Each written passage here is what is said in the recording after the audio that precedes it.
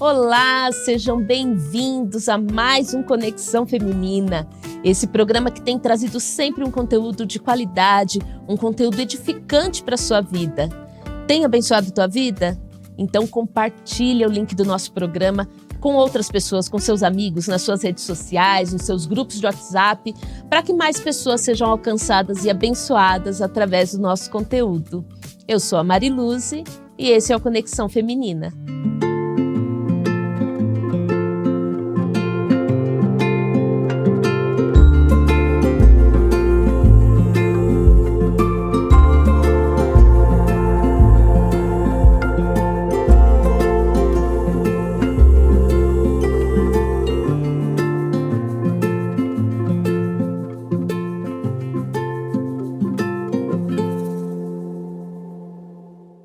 O que você sabe sobre o transtorno do espectro autista? Nós temos visto tantos casos ultimamente, mas as pessoas têm pouca informação sobre esse assunto. E hoje nós vamos receber uma pessoa muito especial aqui, que vai nos falar um pouquinho mais sobre isso. Nós vamos receber aqui a Cássia Higashitanius. Ela é mãe atípica do Ricardo e dos gêmeos Leonardo e Mariana, é casada com o Ricardo, ela é cirurgiã dentista, é mãe mentora Superaba, mãe mentora do Grupo de Orientação e Pesquisa de Manejo de Seletividade Alimentar no Transtorno de Espectro Autista, em parceria com a Unifesp, com a USP e com o Mackenzie, é idealizadora do seminário Te Ajudo a Ser Mais Forte. Ela também é palestrante e ativista do tema transtorno do espectro autista. Cássia, seja muito bem-vinda, muito obrigada por aceitar o nosso convite para falar de um tema tão importante, né? De pessoas tão queridas, especiais, né? Nas nossas vidas. Eu sei que você é uma mãe atípica, né? Assim que nós chamamos, né? As famílias, né? Que tem uma pessoa com espectro autista são as famílias atípicas, né? Então a gente vai falar um pouquinho sobre isso. Muito obrigada, viu, por aceitar o nosso convite. Obrigada eu, Mariluze. É um grande prazer estar aqui com vocês, podendo compartilhar um pouquinho da minha história e, se Deus quiser, impulsionar as mães, né, as pessoas dentro desse transtorno que tanto se fala hoje, hoje mais discutido, né?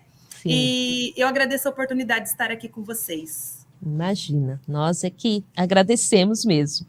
Bom, Cássia, eu queria que você começasse falando um pouco sobre como foi a descoberta da atipicidade do Ricardo. Certo. Quantos anos ele tem, aliás? Quantos anos tem o Ricardo? O Ricardo, ele tem 9 anos hoje.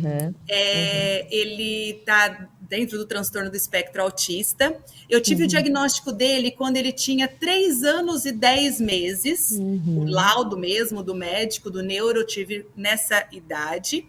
Mas, assim, eu desconfiava. O Ricardo, ele teve um desenvolvimento normal, né? Aparentemente normal, até mais ou menos 1 ano e 3 meses. Ele mandava beijos, ele falava tchau, ele, né, dentro dos marcos de desenvolvimento, eram imperceptíveis as características do autismo. Então, eu que acompanhava os marcos de desenvolvimento dele, eu não conseguia ter alguma situação assim. A gente, por exemplo, com 10 meses, eu tenho vídeos que eu falava assim, Ricardo, quantos anos você vai fazer? Ele fazia de 1 aninho. Ele ficava mamã, papá, ele tinha um contato visual, né? Um pouco mais vago, mas ele tinha. E com 1 ano e 3 meses eu comecei a perceber a perda dessas habilidades dele.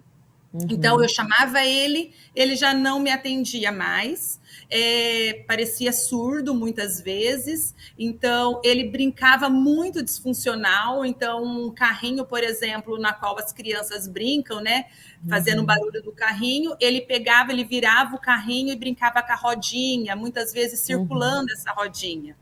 Então, assim, eu comecei a ver essas habilidades que estavam adquiridas ser perdidas. Então, eu comecei a ficar preocupada. E o olhar de mãe, a gente pensa assim, o meu primeiro momento foi eu falar assim, Eu acredito que ele está assim porque ele não tem criança para brincar. Eu acho que às vezes está faltando alguém para estimular ele, falta colocar na escolinha, porque é isso que eu acredito que as mães pensam, falta de estímulo. Então, Sim. eu fui e coloquei ele primeiramente na escolinha, e na escolinha ele era muito bonzinho, sempre foi muito bonzinho, muito quietinho. O comportamento dele era aquele que toda professora gosta, né? Fica lá bonzinho, quietinho, não reclama, não chora. Ele era muito bonzinho mesmo. Só que ele não brincava com as outras crianças, ele não tinha interesse de fazer as atividades, ele ignorava, parecia não perceber a presença das pessoas ali.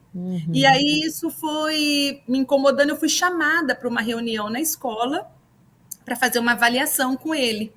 E aí essa avaliação que eu fiz na fono, porque a fala também dele não vinha.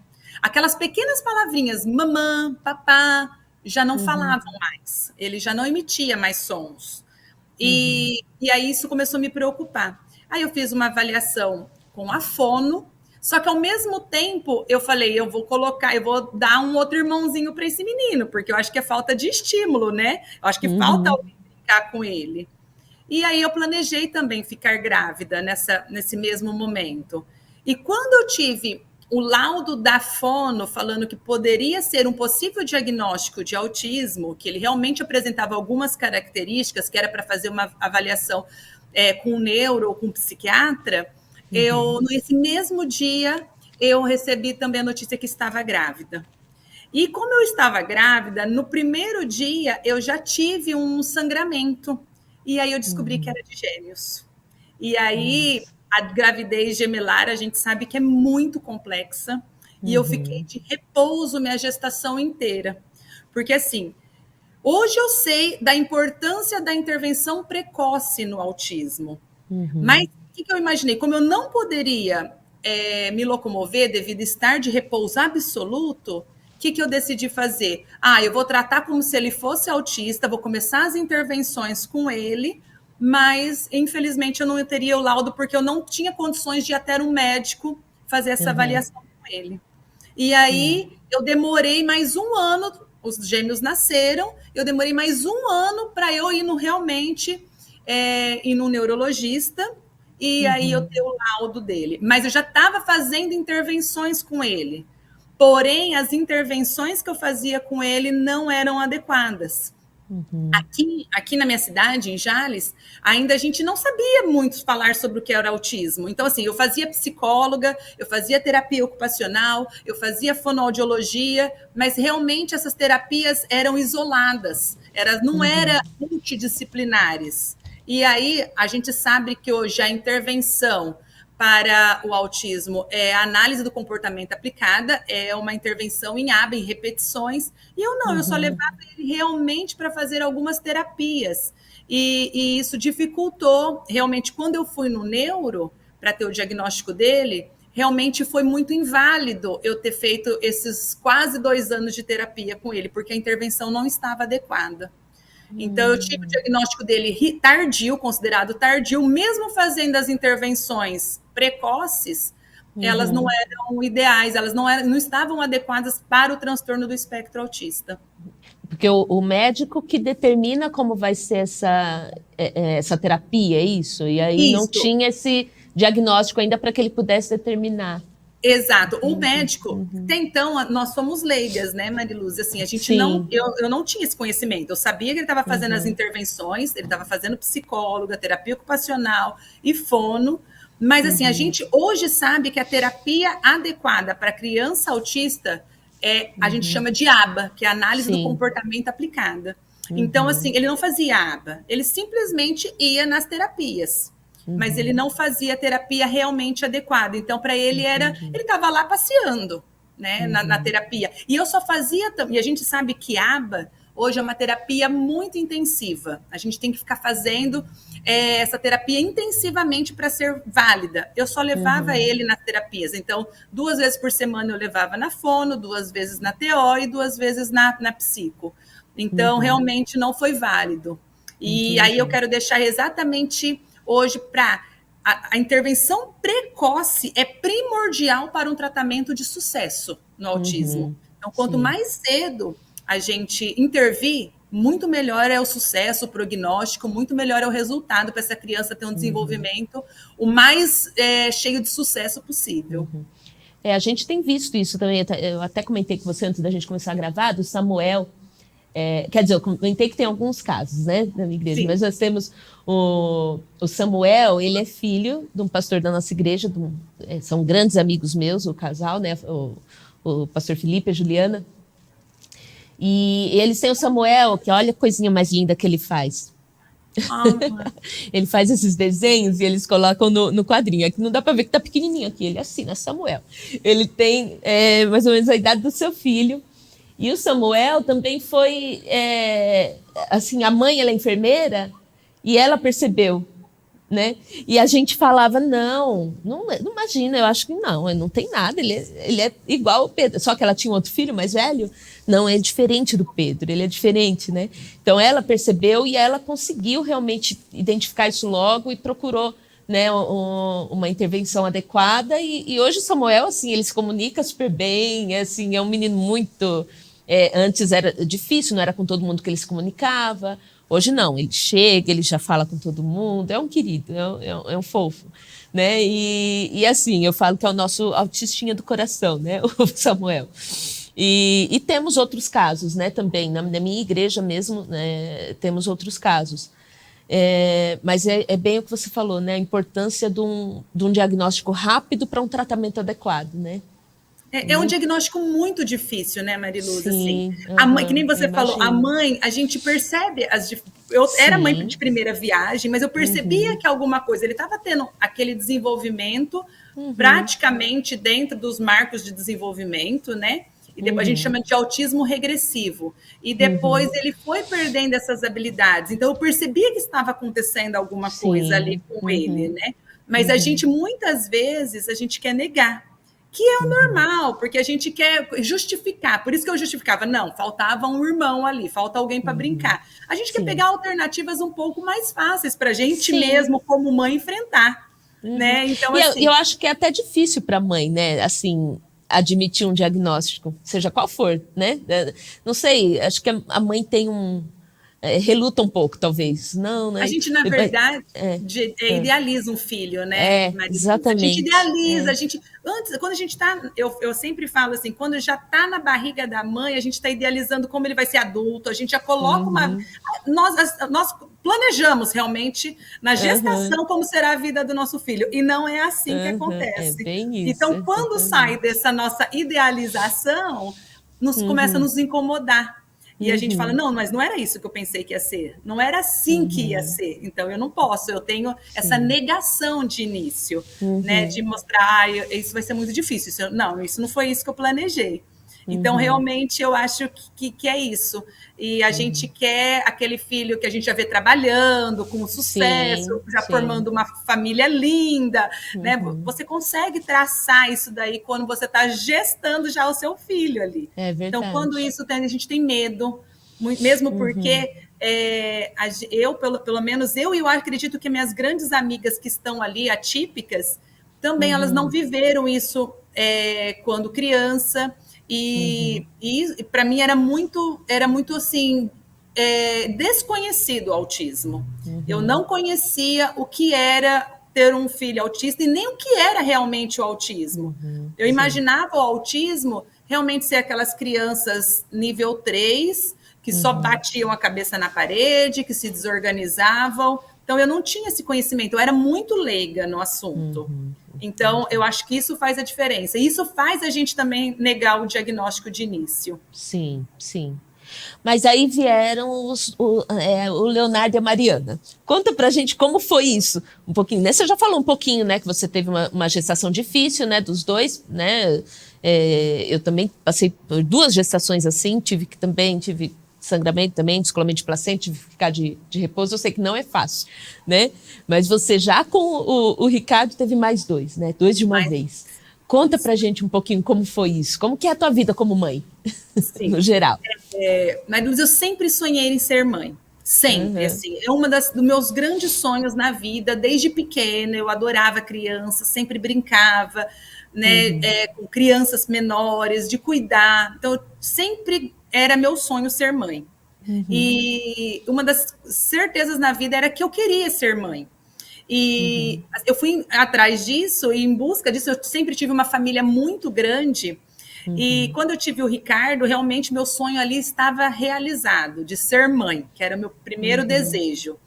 E quando eu tive o Leonardo e a Mariana, eu vou contar para você que realmente foi uma. Eu fiquei muito surpresa em ter filhos gêmeos, porque eu imaginava em ter mais um e não vir mais dois. Porque o Ricardo não falava naquela época, eu já estava com esse pensamento: o que está acontecendo com ele? Ele tinha somente 2 anos, e como assim vir mais 2 crianças? E só que assim, eu acho que tudo é propósito de Deus. Deus, ele prepara a gente e ele prepara a vida para ser exatamente como ela é. Então, assim, meus gêmeos vieram para realmente fechar minha vida com chave de ouro, com uma felicidade tremenda, porque foi através deles que eu consigo ter assim estímulo para a vida, estímulo. O Leonardo e a Mariana são crianças muito especiais. Eles são típicos, eles não estão dentro do transtorno do espectro autista, e eles são luz mesmo. Se você perguntar, eles têm um carinho imenso pelo irmão. O Leonardo e a Mariana, por exemplo, se você conversar com ela, você fica assim: nossa, não é possível, você não treinou essa menina? Não, é dela. Então, assim, eu como mãe, hoje eu sou muito agradecida por ter meus 3 filhos. Eu tenho certeza que eles vieram para mim, assim, como realmente um presente de Deus. Hoje eu sou uma pessoa muito melhor sendo mãe deles. E eu sou assim, minha vida, ela só faz muito sentido porque eu tenho os meus filhos e a minha família ali. Então, eu sou uma mãe que ama meus filhos, assim, Uma mãe realizada. incondicionalmente. É uma mãe realizada mesmo. Meus filhos realmente são umas bênçãos de Deus, eles são pessoas que me ensinam, mais do que eu ensino eles, eu acredito, assim, eles me ensinam diariamente a ser puros, a ser crianças, realmente mostrar, que nem eu falei, eles têm o irmão como um super-herói, e isso engrandece meu coração. A gente explica, eu falo, não é isso, eu quero ensinar para os meus filhos valores, valores na qual do respeito, da inclusão, de aceitar o diferente. Então, assim, isso é uma das certezas que eu quero. E eu tô vendo que, assim, a sementinha eu tô conseguindo plantar. Porque, assim, aí eles me ensinam a cada dia.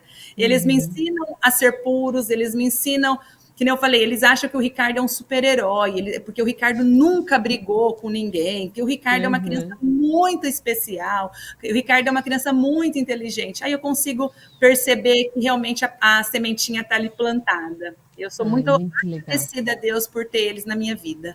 Ai, que bênção, que gostoso, inclusive, ouvir isso, né? Muito bom. Realmente ser mãe é um presente de Deus, é uma dádiva de Deus, né? A gente vê, né, Deus através dos filhos da gente, é maravilhoso. Cássia, numa entrevista você disse, quando nasce uma mãe, nasce uma culpa, né? Sim. Explica isso pra gente. Assim, Mariluz, eu acho que quando a gente planeja em ser mãe, que nem eu falei, a gente imagina aquele nosso filho maravilhoso, como a gente vai fazer, idealiza a vida deles.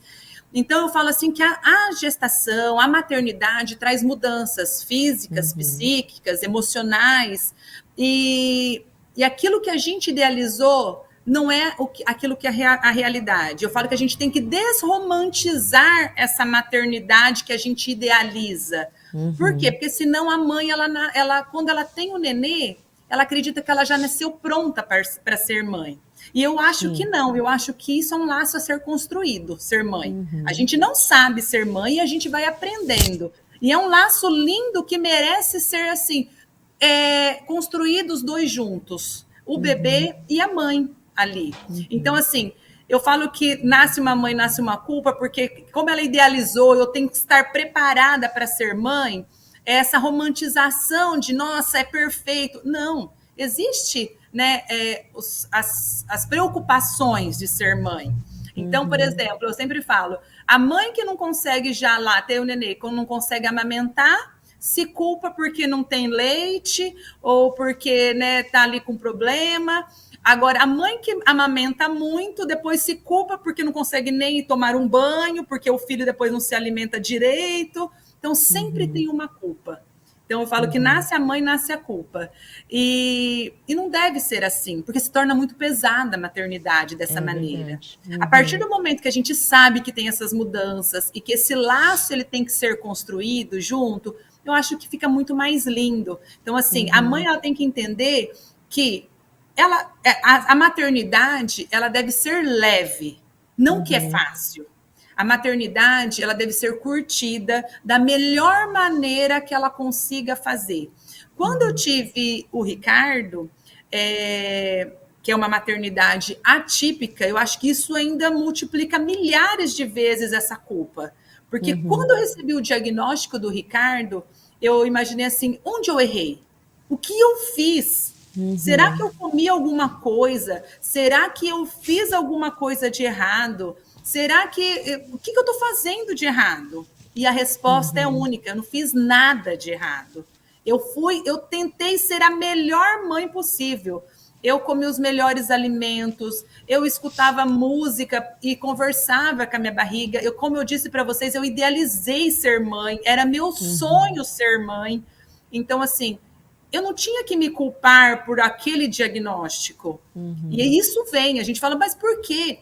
Onde eu estou errando? Por que meu filho está chorando? Por que eu não consigo fazer isso com ele? Então, eu falo, a gente não deve. A partir do momento que a gente entende que a gente não tem culpa, a gente fica muito mais leve essa maternidade, a gente consegue curtir. Eu sempre falo, tenta fazer o melhor que você consiga como mãe. Entendeu? Não adianta você querer fazer o impossível, mas o pouco que você fizer naquele momento, ser a melhor mãe que você consiga ser, aquilo é o essencial. É aquilo que constrói os seus filhos, é aquilo que faz a mudança. Não se culpe. A culpa gera perda de tempo, né? De achar o que eu fiz. Eu estou falando isso como mãe de crianças típicas e atípicas. E atípica, sim. E a atípica, que nem eu falei, a culpa, ela fica ali. Tem mães que fica presa. Que acha que errou em alguma coisa, que acabou causando isso no filho. Aquele diagnóstico. E aí, assim, isso é uma perda de tempo. Então, a gente não deve, a gente realmente deve avançar. Realmente não é fácil, que nem eu falei, ser mãe. A gente vai construindo esse laço, né? E eu acredito que, assim, meus filhos são pequenos, eu acredito que eu ainda tenho muito a buscar, mas eu busco ser o melhor de mim. Sim. Então, isso é o essencial. Isso traz uma maternidade leve, uma maternidade que eu consiga mover e ser uma melhor de mim como mãe, e melhor para os meus filhos. Eu posso errar? Posso. Posso errar como ser humano, mas não que eu queira errar. Entendeu? Eu até falo sempre que a mãe, não é que a mãe erra, a mãe tenta acertar, né? Mas como a gente é ser humano, a gente não consegue sempre. Exato. Né? O erro nunca é intencional, muito pelo contrário, né? A gente tenta fazer o melhor, né? Mas somos falhas, né? Isso é natural.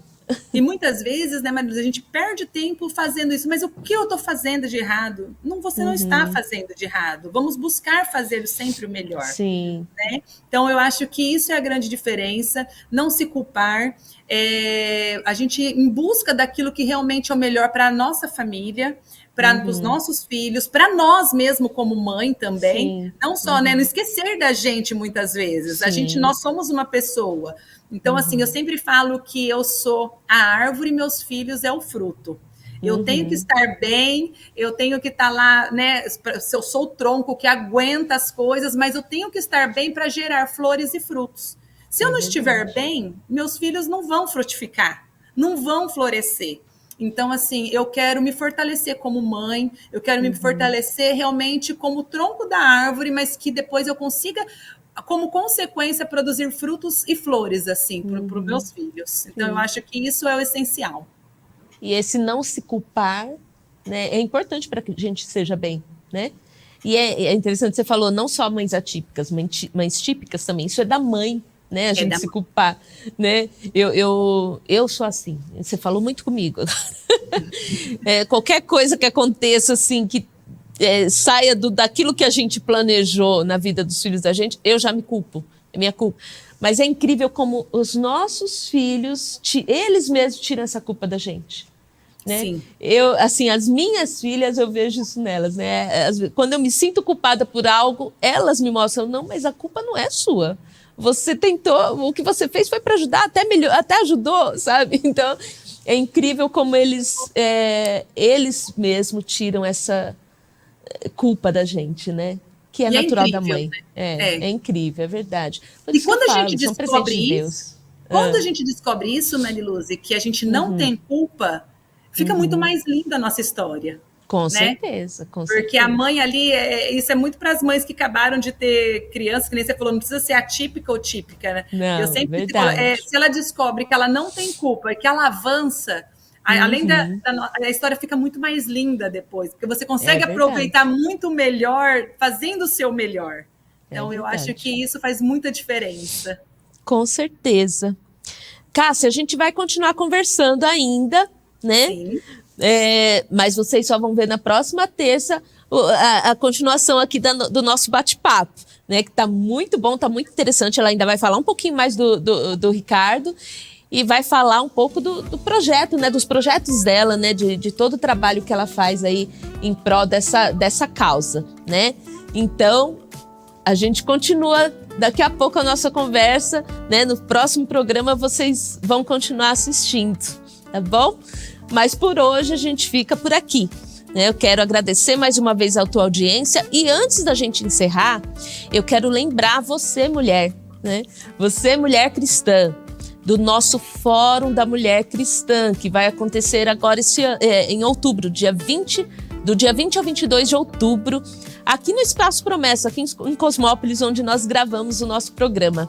Se você ainda não fez a sua inscrição, entra nas redes sociais do Ministério de Mulheres, que você vai ver lá o link para inscrição e se inscreva e participe, que vão ser momentos muito especiais, de muito aprendizado, de muito crescimento espiritual também, que eu tenho certeza que vai ser uma bênção para a tua vida. Então, se você ainda não fez sua inscrição, corre lá, porque as vagas são limitadas, vai ter gente muito bacana, nós vamos ter aqui a Ruth Salviano, que vai estar com a gente também ainda esse mês aqui no programa, Célia Beltrán, Andréa Vargas, Clarice Ebert. Gente, imperdível esse fórum.